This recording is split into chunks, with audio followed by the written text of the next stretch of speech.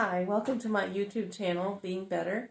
I'm making a video because I got a comment from Maya and she said, "Hi Gabby, how are you? Looking forward to seeing another video from you."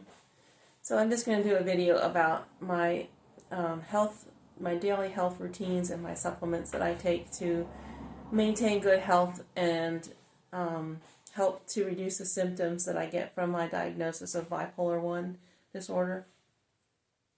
I was diagnosed with bipolar in about 2015, and I maintain pretty stable moods with my health protocol. First thing I do is get lots of sunlight. Now that it's spring, it's a lot easier to do, so I get out for a walk an hour or two every day in the sunlight, which helps reset the circadian rhythm and promote healthy sleep, which is really healing and which helps just keep everything healthy. And I think a lot of people could use a lot more sunlight. Sometimes we don't realize how little sunlight we're getting at certain times. You know, if you work indoors or if you just stay in the house a lot. But getting sunlight is great. And, you know, I don't get so much that I get burned. I don't want to get sunburned. But in the spring like this, if I go outside for about 2 hours a day, it'll just give me a nice tan and put me in a better mood. And I'll get vitamin D from the sunlight. Next tip is exercise. So I've been doing a lot of walking. I usually walk a mile about 3 times a week, and that's about the level of exercise that I can do now. I'd like to do a lot more here soon. Probably going to start running again, and I'll start with a mile run and probably work up to 5 miles, maybe 2 to 3 times a week. I do a little bit of light weightlifting. I usually do 10 or 15 pounds dumbbells, and I'll do that for about half an hour a day. But I've never really been into lifting too much. I just do kind of the minimum that I feel is good for maintaining my muscle mass. I just not really into it, and I get bored doing a lot of lifting and repetitive exercises. But yeah, cardio exercise is really good for people that tend to have anxiety issues or panic attacks. Sometimes you can pretty much cure panic attacks just with cardio alone.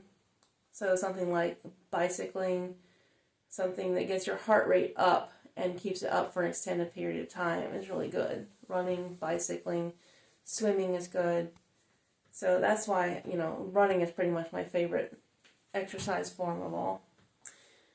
And my next tip is just watching what I eat. I don't follow a specific diet, but I try to avoid too many refined carbs, like refined white flours or refined white rice. I try to keep sugar limited, which I'm kind of struggling with that now because I'm really addicted to gelatos. I have so many gelato in the freezer right now. They're so good. But keeping sugar limited is good because that will help reduce the candida overgrowth. And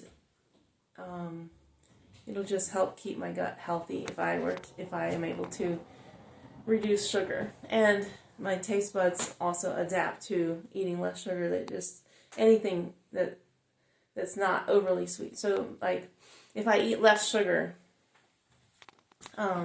things like grapes or just fruits like plums without added sugars will just taste really sweet.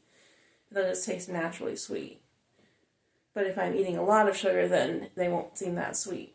So I just try to put less honey in my tea and less sweetener in the foods I make so that I can get used to that, and then it starts to taste good again. So avoiding too much sugar is good. One thing I do to try to avoid overeating is using the smaller plate, like the dessert plate, so that it looks like there's more food on my plate, and then I feel more satisfied with less food. And then a few supplements I've been taking to help with my health include chromium. Chromium is a mineral that helps with the metabolism of sugar, and It helps you have less sugar cravings and less carb cravings. It also reduces your appetite. So if you are lacking in chromium, you can sometimes crave unhealthy foods a lot more. So taking a chromium seems to be really helpful with keeping my blood sugar very stable and keeping my insulin stable.